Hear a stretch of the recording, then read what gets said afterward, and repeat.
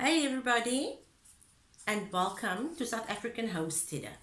My name is Heiria, and today I am going to talk about my tomato fetish and why I am so fascinated by growing tomatoes. Now, first of all, I had as much knowledge about the varieties of tomatoes like everybody else has.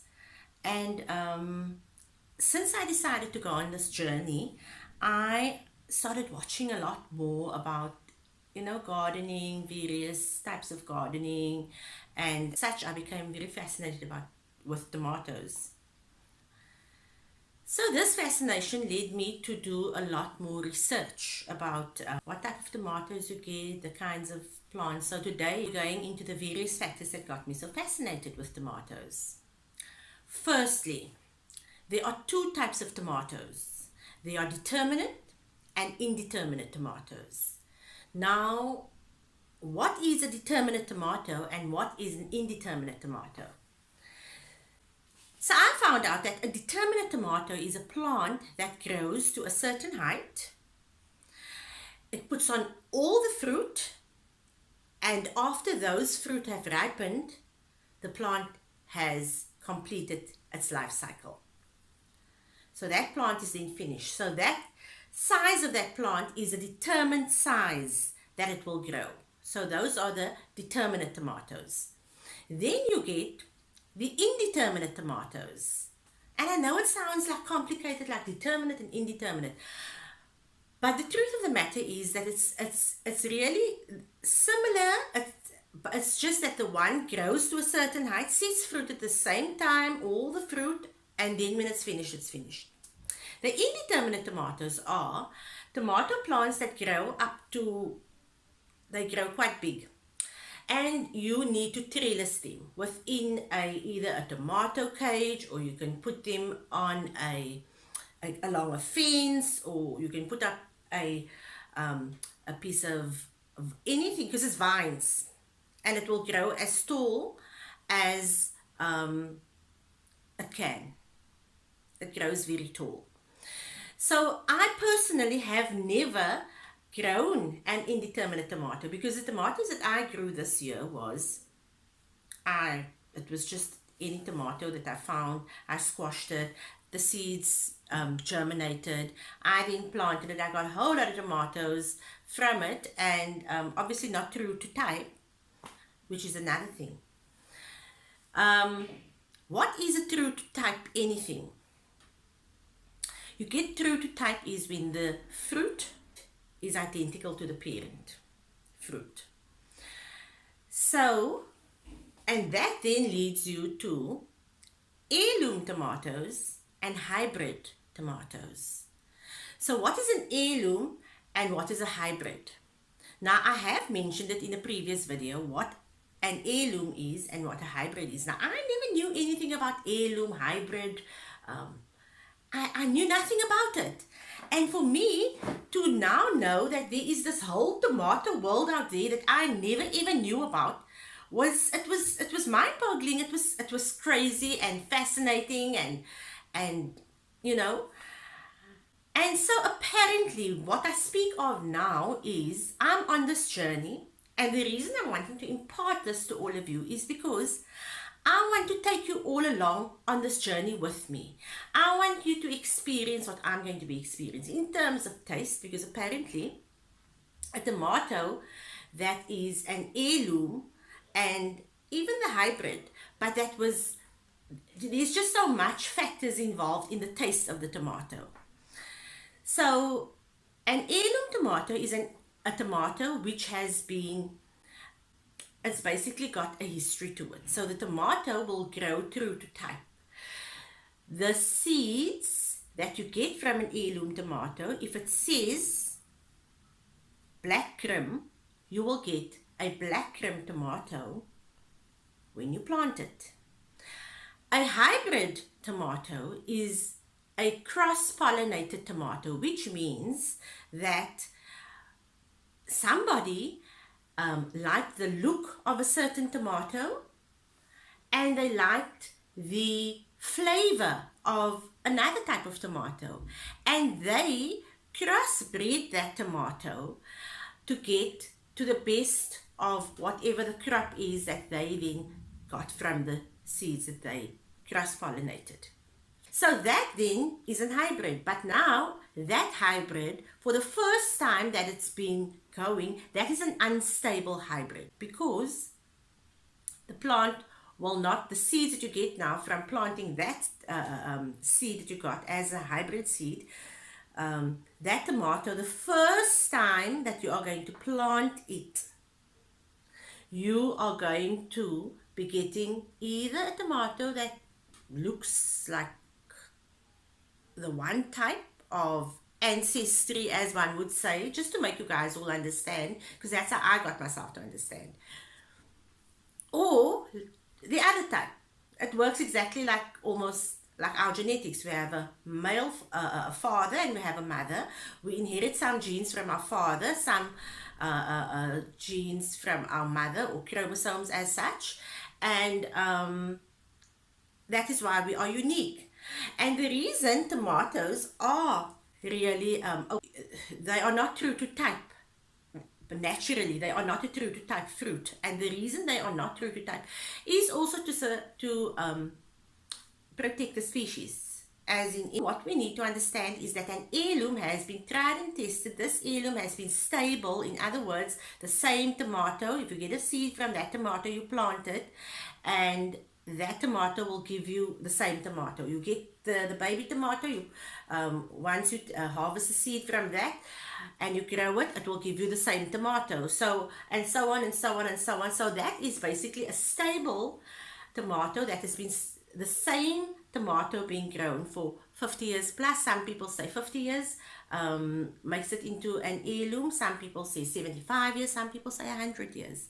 So just know that when it says heirloom, that it's a tried and trusted tomato for years and years and years. And that also, if you stabilize a hybrid for long enough, if a hybrid, say the breeder of that hybrid, the grower, is really wanting to stabilize, and there is somebody, I forget his name now, I will mention it in a future video, who has been, for the past 20 odd years in America, he's been cross-pollinating to form his own hybrids, and he's got so many hybrids already. But and a hybrid is then, if you take the best of the say for example, you take something which is a pineapple tomato. Yes, you get a pineapple tomato. And you take something that is a, for example, take a Cherokee purple. So if this one grows up to be a fruit, and you take a tomato from here, and so say you take a pineapple tomato plant, right? So this plant now is planted. It gets the yellow flowers when it's ready to set fruit. Then you also have a Cherokee purple. I'm just giving you an example, right? Tomato. This then sets fruit, so it's at the yellow little flowers comes. What you can do is, and I don't know the technique, because it's not, because a tomato plant, you really don't need two flowers. It's the same flower that pollinates. So I don't. So, but I do know that probably what happens is that they take the pollen from the stamen of the one, and they would then fertilize the stigma of the other, and that then will give you a hybrid of a Cherokee purple and a, for example, pineapple tomato. That then, that tomato that you get from this cross, then if you take that seed and you then plant it, right, and you cross-pollinate, so you take the best of that, you plant it, you take the best of that, and they cross-pollinate it, and so eventually it goes on and on until they take the best of that cross, best of the best, when they cross the stigma and stamens, the pollen again, After 50 years, that becomes a heirloom. After enough time has passed for the same tomato to consistently be grown from that seed, then it becomes an heirloom. So I then discovered that there are in the region of 1,500 types of tomatoes, heirloom tomatoes as well as hybrid. Now, this being now the first year that I am going to be growing tomatoes, I am growing a huge variety. Just getting back to that, in the supermarket, in the grocery store, you don't really find heirloom tomatoes. You will not find a pineapple tomato in the grocery store unless it is at a farmer's market, because there you will get your small little homesteaders or your small little backyard gardeners who's interested and who has really studied this topic, and they might grow it, and they grow it for flavor, because each tomato has a different taste, each tomato has a different use, each tomato, there's just so many. So I have discovered that in our supermarkets, in our grocery stores, the majority of the tomatoes that is grown and sold to us is called a moneymaker tomato. Now, I have a moneymaker plant here, and I'm looking for, here we go. So this is a moneymaker tomato. And what I'm going to be doing is I'm going to be going through all these, the different types of tomatoes that I have in front of me and that I'm growing. In fact, I'm going to go through it. I'm going to show you the leaves of each one and how different it is. And then I'm also going to be showing you, attached to this video, I will be, when I mention one of these, I will then superimpose what the tomato looks like. And you can also go to my Instagram page, because I will individually post a picture of each tomato and I will have a little bit to say. So I will be having a tomato for the next 2 weeks. Every day I will be posting a picture of a tomato on my Instagram. It is also at South African Homesteader, and I will be posting a picture of each of the tomatoes that I'm planting this year. There are a few that I haven't got here, that I haven't planted yet, because it's only just come last week. And so let's get into what it is that I will be growing this year. So the first one that I'm growing is called a Roma tomato. And this is, and also I've shown you some of the containers that the tomatoes are in, and I purposely put some because I have different containers that I have my tomatoes in, since I have about 140 tomato plants. I don't know where I'm going to be putting all of them, because I expected to have moved already, but there is so much red tape, and with council being closed and departments being closed, so where a transfer would previously maybe take you 2 to 3 months, it now takes a lot longer, and then you need some extra paperwork because a while. So I've said to my husband, let's just wait it out, be patient. This is our time for sabr. So we need to take this test as and we need to just go with it. So, but getting back to the I know this is an extremely long video, but it's such a huge topic. So the reason I have different, now firstly, I'm going to get up and I'm going to show you in which containers I actually plant my seeds. Because I have some here, and I'm just going to get, it's under the lights, let me just get it.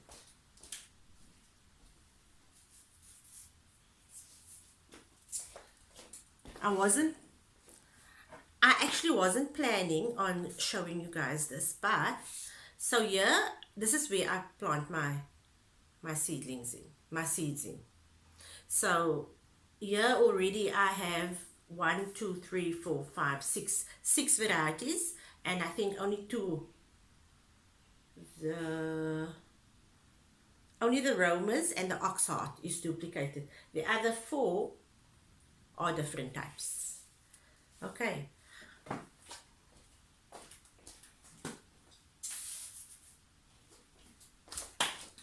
This is just the tomatoes. So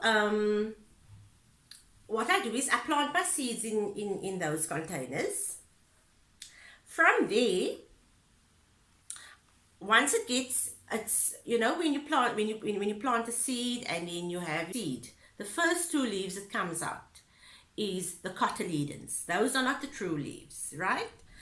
And that goes through for any plant.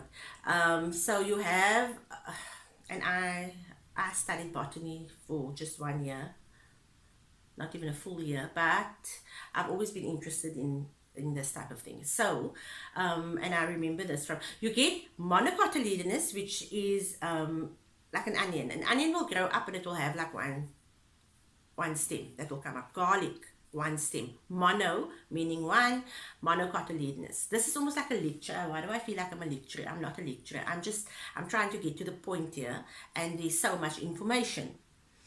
And then you get dicotyledonous, which is the 2, di meaning 2 cotyledons. So you have your tomato plant is a dicotyledonous plant. Now, and let me show you here, I still have the cotyledons on here.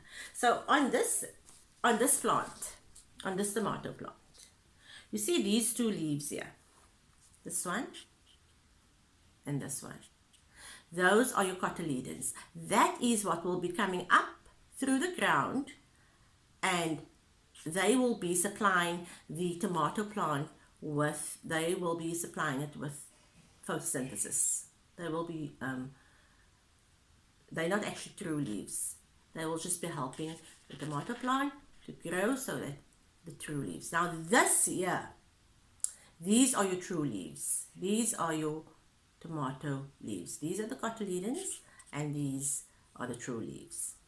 Okay, so just getting back to the anatomy of the plants.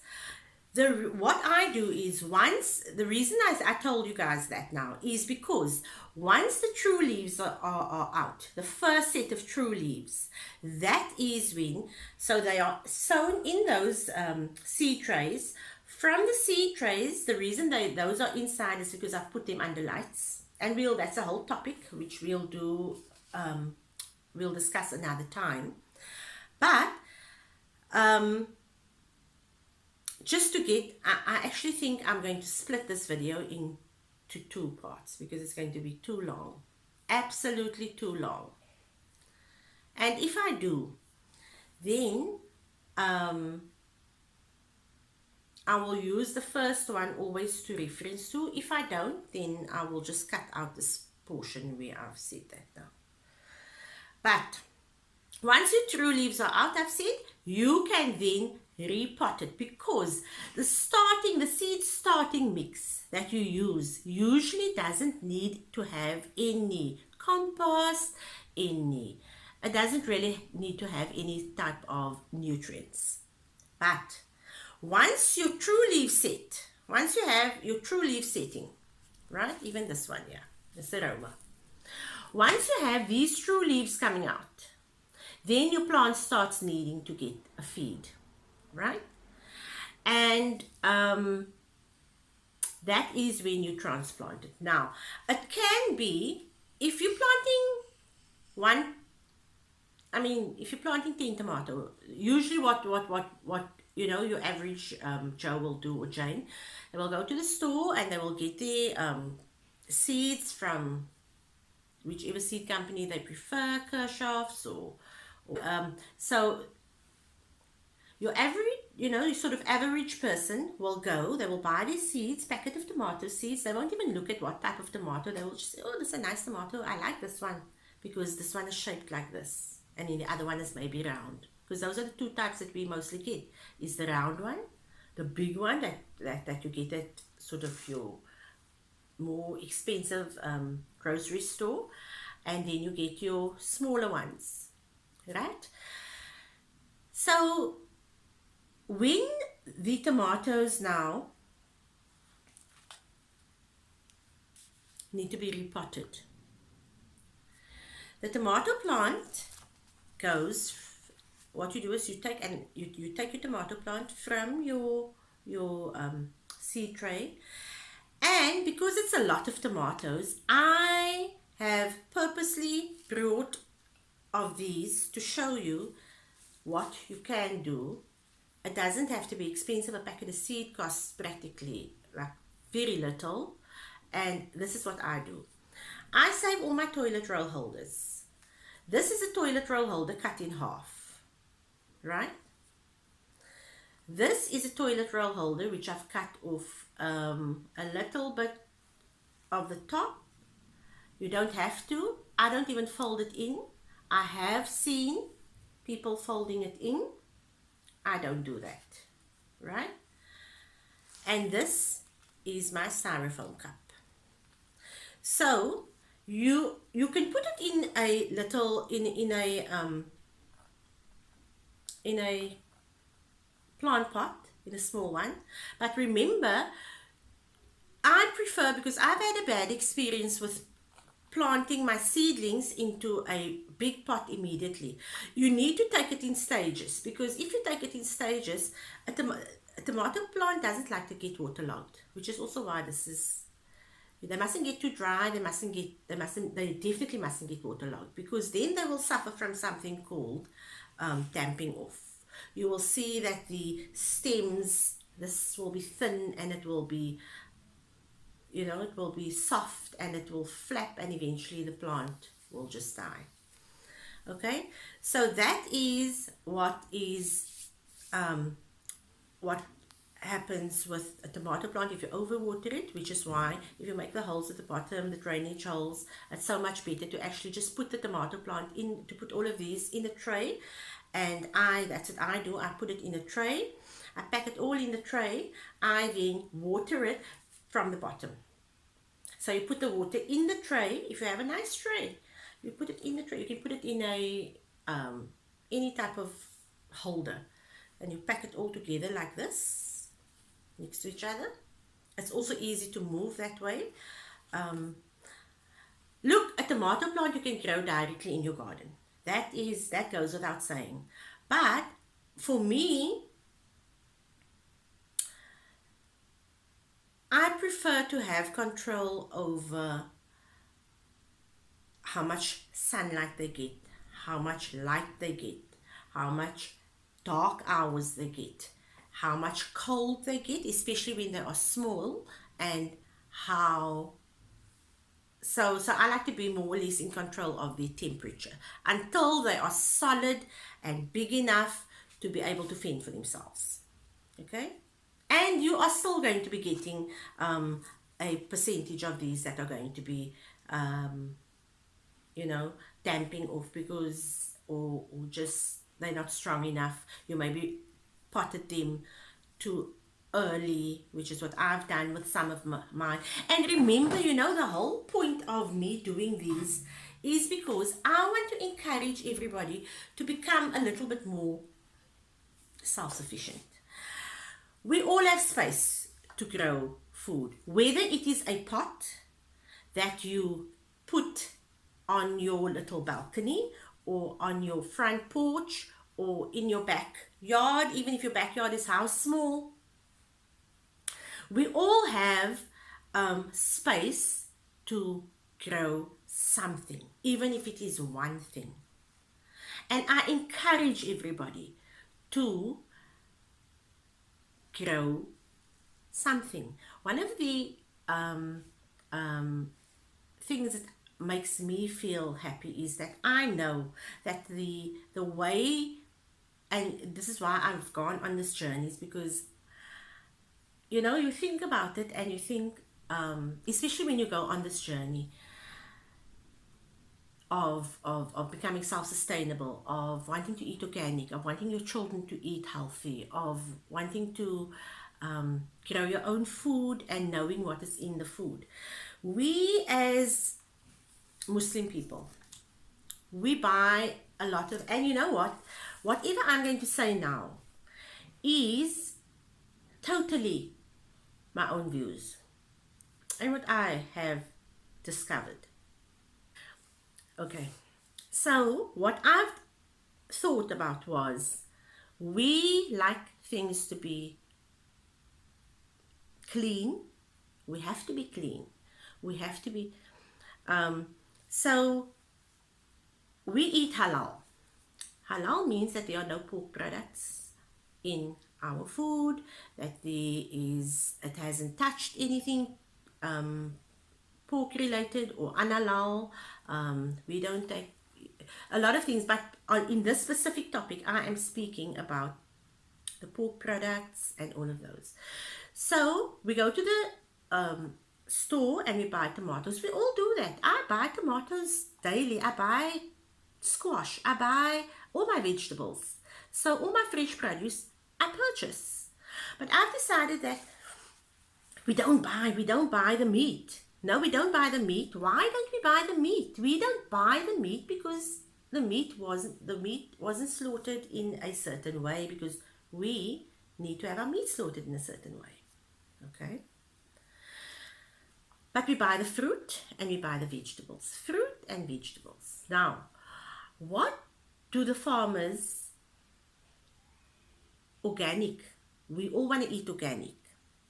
So, in your compost, what goes into your compost? If you watch these, if you watch how farmers grow, and the organic farmers, and with permaculture, I love permaculture. Don't I am going to be growing once I have enough space and land to grow on. I'm definitely following permaculture methodologies. But just think about it. If you are just from anywhere and you now you've decided that you're eating now organic. You're eating organic and you're going to the organic sections of the store and to the organic, because this was grown organically. It is healthy. It is not meat. But do you realize that in that compost there might have been the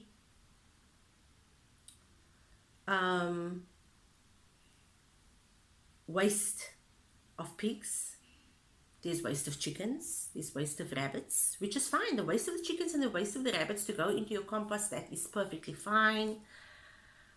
But in some of the compost, there definitely is pig waste. So you don't go and buy compost and then the compost is halal, right? Is the compost halal? You don't know. You don't know what went into the compost.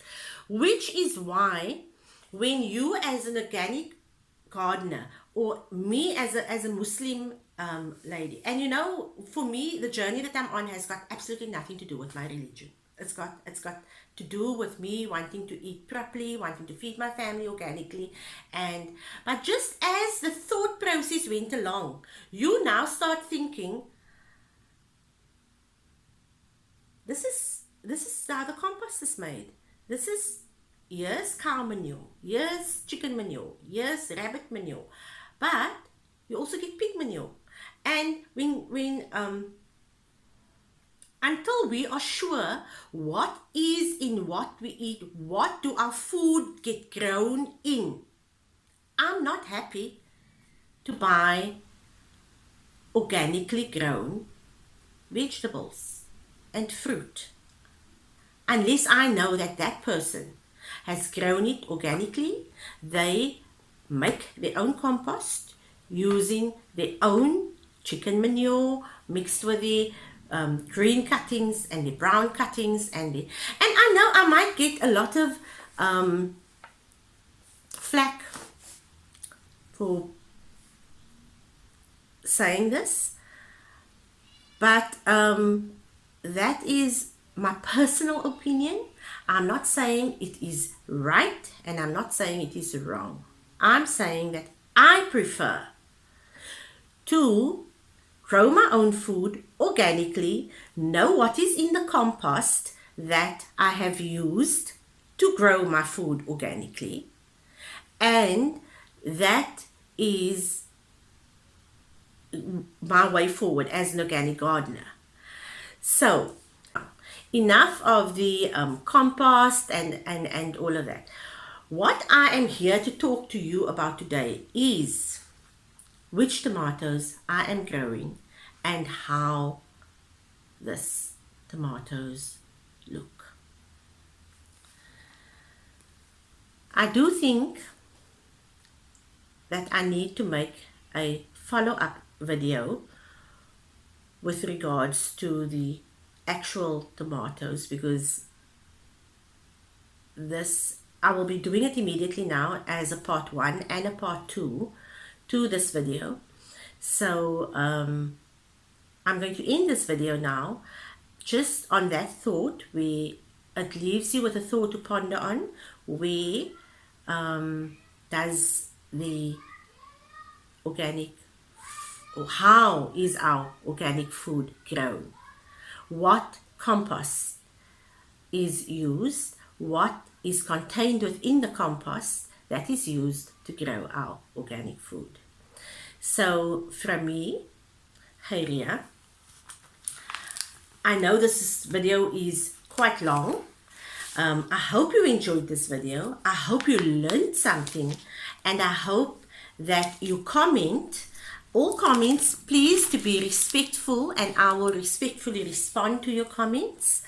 And don't forget that the best way that you can support this channel is by liking this video if you liked it, subscribing to the channel, and by sharing it on all your platforms.